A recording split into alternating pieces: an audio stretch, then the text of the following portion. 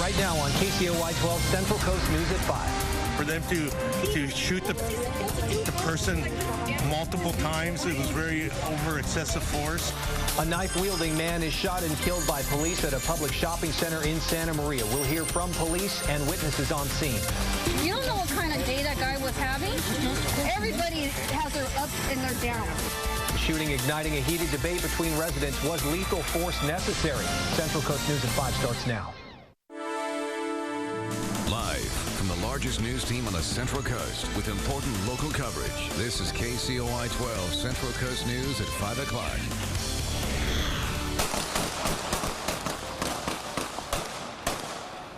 Our top story at 5, a man with a knife on Broadway shot and killed by police. He had stabbed himself, and police say they had no choice after they tried non-lethal force and he charged at them.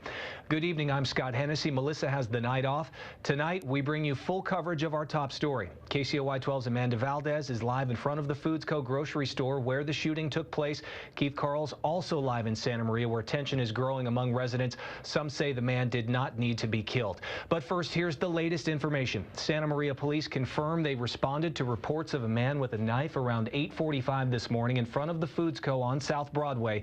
In this first video we're going to show you, you can hear police firing beanbags to try to subdue the man.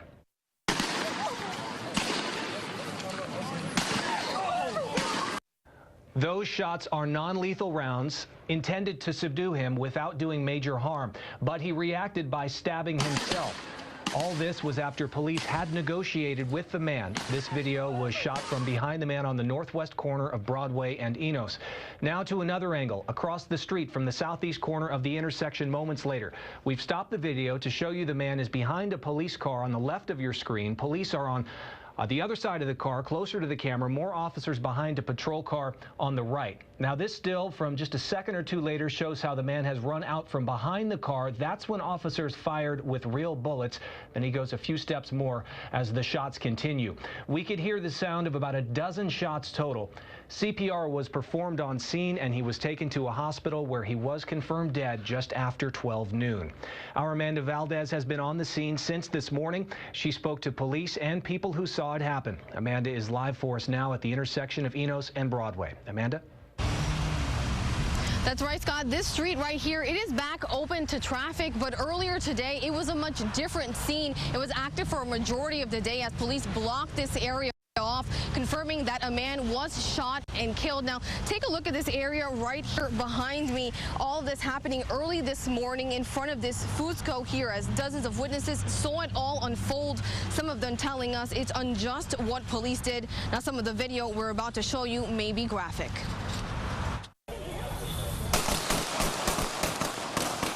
For them to shoot the person multiple times, it was very over excessive force. Cell phone video captures the moment Santa Maria police shoot and kill a man after they say he charged at them with a knife. Me parece injusto lo que hicieron. It seems unjust what they did. Somebody's son, somebody's family member. Police say just before 9 on Wednesday morning, they received a call about a man with a large knife at the intersection of Enos Drive and South Broadway. There is nothing else that we could have done. Especially, you have to know when you charge an officer with a weapon, they have to bring this to a resolution. Officers say they tried to negotiate with him and tried everything they could to force him to put down the knife, even using non-lethal sponge and beanbag rounds, but nothing worked. That's when police say the man started stabbing himself and then charged at them with a knife. The officers opened fire. For the police department to do what they did today was very shameful. Le dieron primero 4 o 5 balazos y ya en el suelo. They shot at him like 4 or 5 times, and then they shot at him like 15 times. Witnesses on scene say the man was never a threat to officers. He wasn't close to any of the officers. He never threatened nobody. He just threatened himself. He always would say that if anybody would come toward him, he was going to cut himself. This woman saw it all happen. She came to leave flowers at the spot where the man was killed. And we have to all be aware that each and every person is a human being, not only just the police officers, but us as residents, civilians. Some say after seeing this all happen, they're on edge. Pues, ¿qué nos da eso a demostrar que no tenemos? What does that show? That we aren't even safe with police, because police is here to keep order. And with what happened, we really have to be careful with police too. One witness we spoke to says he has seen that man before when he comes here grocery shopping at the Foods Co. He says he would see the man in the back asking people for money. Now, while witnesses say they did hear multiple gunshots, we still have not confirmed with police how many shots they actually fired at this man. From that cell phone video that we got, we counted about 13. In Santa Maria, I'm Amanda Valdez, KCOY 12 Central Coast News. Amanda, thank you. We don't know much yet about the man who was shot. His identity has not been released, but police believe he was homeless in his 30s or 40s, living outside of the Foods Co. on South Broadway. We also spoke to Santa Maria Police Chief Ralph Martin about the shooting. Here's what he had to say. Overall, the department does a great job. All of our officers have been trained in, looking at people with mental illness. They've all been trained with the less than lethal. And the last thing any officer wants to do is come to work and get into an officer-involved shooting. And there's no winners in this. Nobody wins. Also late this afternoon, people gathered at Santa Maria Police Headquarters to demonstrate for peace. When we were there about an hour ago, there were around a dozen of them. Today's incident brings the debate over police shootings and violence right to where we live. People have strong opinions on both sides of this. KCOY 12's Keith Carls continues our live coverage with that part of the story. This morning's police shooting of a man armed with a knife has essentially brought the spotlight and the national debate, if you will, of the police use of force in this country here to the Central Coast. Now, what happened today, this morning, we actually captured and recorded some of the intense public rhetoric that's happening here at the scene in the aftermath of this morning's shooting. Well, then you got your little... We have a right to say our opinion. We were there. I was here. I seen it all. If that was your son out there, how would you feel? Exactly. I just asked. I know, but if that was your son, I'm asking you a question now. If that was your family member or your son, how would you feel, man? My son wouldn't be. Well, you don't know that. You don't know that. You don't know that. You don't know that. Oh yeah, white kids are the only ones that go and shoot up schools and kill little kids and molest them. Okay? Exactly. We're warriors, Aztec warriors. We stand in front of the cops and take what we got coming. Innocent people. He was brought up from a perfectly healthy family. He had money. So you can't judge saying that my son wouldn't be out there. You don't know what kind of day that guy was having. Everybody has their ups and their downs. Nobody's perfect. And people with money, believe me, I've seen them do time in jail. Okay? So nobody's perfect. Now, it's really hard to describe right now who was arguing on behalf of whom with regard to this morning's police shooting, with regard to that exchange that we just heard. But it's pretty clear that the national debate has now arrived here on the Central Coast. Live in Santa Maria, Keith Carls, KCOY 12 Central Coast News. Yes, Keith, that conversation continued onto social media as well. Many of you were quick to take to social media after the incident to express your thoughts and concerns. Here are some of the comments left on our Facebook page. You can see someone says, "No one deserves to die. He was probably sick." This one says, "I'm sorry, this situation 100% justified what the police did." So you see people who say that he should not have been shot. Others disagree. Certainly people on both sides of this issue. On our Facebook page is where we're taking these comments from now. You can see our coverage on our website and on Facebook as well. You can go to KCOY.com for more. We'll continue to bring you the latest on the shooting and up-to-the-minute updates, again, on our website, KCOY.com. A suspected felon is on the loose tonight. A man known to frequent the Santa Barbara area. Todd Cadell is wanted on $220,000 felony warrant charging him with assault with a deadly weapon, conspiracy, and battery with serious injury. He's described as 5'11", 210 pounds, brown hair, brown eyes. And again, he is known to frequent the Santa Barbara area. If you have information on Cadell's whereabouts, you're asked to call the Santa Barbara Sheriff's Felony Fugitive Unit. That number, 805-681-4142. Now to the latest on the campaign trail. Indiana Governor Mike Pence will formally accept the GOP nomination for vice president tonight. But Melania Trump's controversial speech from Monday at the RNC is dominating the conversation there. Craig Boswell has the latest from Cleveland. Police moved in to break up a crowd as protesters set fire to an American flag outside the Quicken Loans Arena. Several people were detained as police moved in to control the crowd. The The protests heated up shortly after Republican presidential nominee Donald Trump made a dramatic return to Cleveland this afternoon. He's back to support his running mate, Indiana Governor Mike Pence. We're going to win Ohio. We're going to win it all. We're going to make America great again. But Trump is still dealing with the backlash from his wife's speech Monday evening. We want our children. Several lines mirrored Michelle Obama's 2008 Democratic convention speech. Trump tweeted, "Good news is Melania's speech got more publicity than any in the history of politics." Speechwriter Meredith McIver issued a statement saying, "Mrs. Trump read me some passages from Mrs. Obama's speech. I wrote them down and later included some of the phrasing in the draft that ultimately became the final speech." McIver apologized for the confusion and hysteria. She says the Trump campaign rejected her offer to resign. Mike Pence takes the stage tonight. Delegates are hoping Pence delivers some specifics about how he'll help the ticket.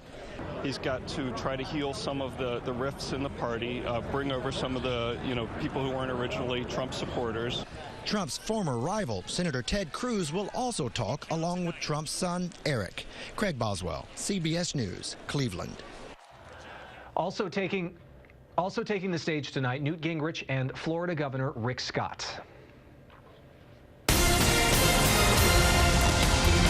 Let's go to the First Alert Weather Center, get the first look at our forecast here, and bring in our meteorologist, Jason Stiff. Hey, Jason. Hi. Well, we had some areas of clouds this morning, but not quite as much as we've had in previous days and weeks. So the overnight lows, although mild, were a little bit cooler in most locations, although it was warmer in Santa Barbara with a low of 64. Most everybody else was right around 50 degrees. The highs were warmer, 70s, 80s, and 90s. It was close to 100 degrees today, and Paso Robles at 99. Not much in the way of low clouds and fog, but we do expect the wind to start picking up, especially for the south coast overnight tonight. By the time we rejoin you at 11 o'clock, it'll be much gustier from Gaviota toward Goleta and Santa Barbara, and we will also have increased fire danger as well. We'll have a bit of a break by early tomorrow morning, but we'll still have some gusty wind in the forecast, and wind advisory has been issued until tomorrow morning. More details on your 7-day forecast in just a few minutes. We'll look forward to it, Jason. Thank you. The popular California Mid-State Fair opened today, beginning its 12-day run at the Paso Robles Event Center. Big crowds are arriving right now to enjoy the first night. KCOY 12's Dave Alley is on the jam-packed Midway to give us a live report. Well, hello, Scott. Yeah, the heat is on right here in Paso Robles. That can mean only one thing. It's time for the California Mid-State Fair. And hundreds of thousands of fans and visitors and guests are all going to be coming here by the time the fair wraps up between now and then. Plenty to see and do. As always, a wide variety of attractions and entertainment options are available, including several that are brand new this year. Especially new to the California Mid-State Fair is the CEO, Michael Bradley. Just began here back in May. It's his first fair here officially as the CEO. He kicked off the opening with a ribbon cutting today at noon. And once that was over, fairgoers streamed in, including the Martinez family from Morro Bay. They had the honor of being this year's very first visitors. New attractions include the K9 Kings Flying Dog Show, several new carnival rides, plus the Extreme Hot Shots Thrill Ride. There's also the Fiesta del Charro Mexican-style rodeo show in a few days, craft spirits competition, revamped daily parade, so much more, too many to list. It's all part of an event that the fair hopes will live up to its theme this year. The adventure continues. It's the most exciting thing in the world. We're just really pleased with the great weather, the great opportunity to have folks come out and enjoy the fair, and getting that real experience of the fair that we really can provide, that's more different and more of a family experience than anywhere else you can go. And once again, the fair has delivered on big-name entertainment. Headliners this year include Blake Shelton. That's sold out, by the way. Fergie, Don Henley, Duran Duran, Tim McGraw. Tonight's opening show is Fall Out Boy. To give you an idea just how big of a draw the California Mid-State Fair is, I spoke to a couple of young ladies today. They came all the way down from the Portland area up in Oregon just for tonight's show, Fall Out Boy. The California Mid-State Fair, it brings them in far and wide. They'll attract over 400,000 visitors by the time the fair does end on Sunday, July 31st. Fairgoers just starting to come in right now behind me. I guarantee you by 6 o'clock when I'm back here, you're going to see this place a lot more packed. It's going to be full tonight, opening night here at the Mid-State Fair. Reporting live in Paso Robles, Dave Alley, KCOY 12 Central Coast News. All right, Dave, thanks so much. Coming up on Central Coast News here at 5, Hollywood says goodbye to a shining star. Gary Marshall was an actor, director, writer, producer, entertained audiences for more than half a century. We'll take a look back at his accomplishment. And new problems for Volkswagen over the automaker's emissions scandal. Details on the lawsuit ahead.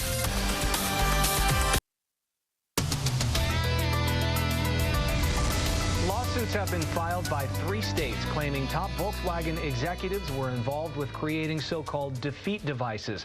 The lawsuits come weeks after an estimated $15 billion record settlement package with owners and regulators in the U.S. Volkswagen, Audi, and Porsche sold nearly 600,000 vehicles in the U.S. with software designed to cheat emission standards. In a statement, Volkswagen said the allegations, quote, are essentially not new, adding it is regrettable that some states have decided to sue for environmental claims now, end quote. Well, we just heard from Dave Alley out at the fair. Looks like it's going to be a nice night. Hopefully it won't get too hot in Paso over the course of this week and a half long event. Jason? Yeah, we do have some heat. I have the forecast coming up a little bit later on during my weathercast, but you can bet a lot of sunshine, a lot of heat in Paso Robles. I wanted to show you this ghostly-looking photo that James Park sent in. We've had the low clouds and fog pretty much every night and morning the last several weeks, but pushing out a little bit further into the ocean. Thank you very much, James, for sending that photo in. When we have any kind of weather going on, I want to see what you're seeing at home. So take those weather photos and email them to me here at the station. This morning was a little bit cooler start of the day at 50 degrees, but we were above average this afternoon at 77. And just like yesterday, 1 year ago, we had a record high. Thankfully, it wasn't 92 degrees like it was a year ago in Santa Maria. 70 degrees right now with a clear sky. The wind not too strong, 10 miles an hour, and the visibility not a problem either at 10 miles. Paso Robles is 99 degrees today. You know it's going to get hotter there than that the next several days. It's currently 96, 78 in San Luis Obispo, 81 degrees in Gaviota, and 82 in Santa Ynez with some gusty wind. 14 miles an hour in Lompoc, but gusts over 20 there and sustained out of the northwest at 20 miles an hour in San Luis Obispo, but hardly a cloud to be seen right now. A ridge of high pressure is in control of our weather pattern right now. There is an area of low pressure just west of California, but it's scooting the different direction. It's going to start moving back out into the open water of the Pacific Ocean. There's a lot of monsoonal moisture pushing up and over the Four Corners states, but as we get into late this week, into this weekend, even early next week, a broad ridge of high pressure is going to develop. Eventually, it's going to split apart, but this is going to give us a lot more sunshine and warmth going forward, and we will have a big warming trend. As you can see, looking at Futurecast, we'll also have some gusty wind for the south coast, especially by the time we rejoin you tonight at 11 o'clock. We'll have some gusty wind between 20 and 30 miles an hour for the south coast. Briefly a little bit weaker than that, but then by the time we get to this time tomorrow afternoon, more breezy to windy weather for everybody. It's going to be stronger for the south coast for the next couple nights. As you can see, Futurecast Thursday night into Friday morning even stronger, which is why we already have a wind advisory out. We expect stronger wind on Friday, and that's why we have a fire weather watch out for Friday through early Saturday morning because of stronger wind, higher temperatures, and low humidity. As promised, here's your California Mid-State Fair forecast. By the middle of the afternoon tomorrow, expecting 100 degrees in Paso Robles, so drink plenty of water and seek the shade when you can because it is going to be blazing and it will not be going down anytime soon. Here's your forecast for tomorrow. More sunshine, some patchy morning fog, a high of 80 in Santa Maria and Orchid, up to 95 degrees in Santa Ynez, 100 in Paso Robles, 87 in San Luis Obispo, and Pismo Beach starting to warm up, 72 degrees, 83 in Napomo, 90 hot degrees in Santa Barbara with gustier wind after sunset, the sundowner occurring. For Santa Maria, the next 7 days, we expect some more lower 80s. Tomorrow through Saturday, cooling next week, but only to seasonable temperatures in the 70s. As we head to San Luis Obispo, it's going to start heating up too. 90 degrees Friday, 92 on Saturday, but then cooling into the upper 70s Monday and Tuesday. Paso Robles, if you're heading up to the Mid-State Fair, look at that. Saturday, 105 degrees, cooling to the upper 90s Monday and Tuesday. All right, Jason, thank you. Legendary writer, producer, director Gary Marshall has passed away at the age of 81. He made his mark in both television and the movies with hits ranging from Happy Days to Pretty Woman. Danielle Nottingham is in Los Angeles with reaction. Flowers adorn Gary Marshall's star on the Hollywood Walk of Fame in memory of the showbiz legend whose career spanned more than half a century. Sunday, Monday, happy day. Marshall created Happy Days, which ran for 10 seasons in the 70s and 80s, spawning a TV empire that included 2 spin-offs. Laverne and Shirley starring his sister, Penny Marshall. No. And Mork and Mindy giving Robin Williams his big break. The Bronx native moved on to movies, directing 18 films, including several classic romantic comedies and tearjerkers.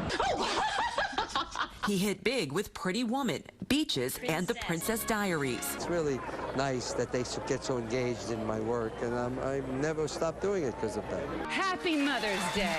And he never did stop. His last movie, Mother's Day, came out this past spring. Henry Winkler, who starred as the Fonz on Happy Days, honored Marshall on Twitter, calling him larger than life and funnier than most. His co-star Ron Howard called Marshall a world-class boss and mentor. And Pretty Woman star Richard Gere said he had a heart of the purest gold and a soul full of mischief. Danielle Nottingham, CBS News, Los Angeles. He was one of the best. Still ahead on Central Coast News at 5. Watch out, Grandma on the water. You'll never guess how young this woman is, who is taking water skiing by storm. What she says she hopes to accomplish with her talent.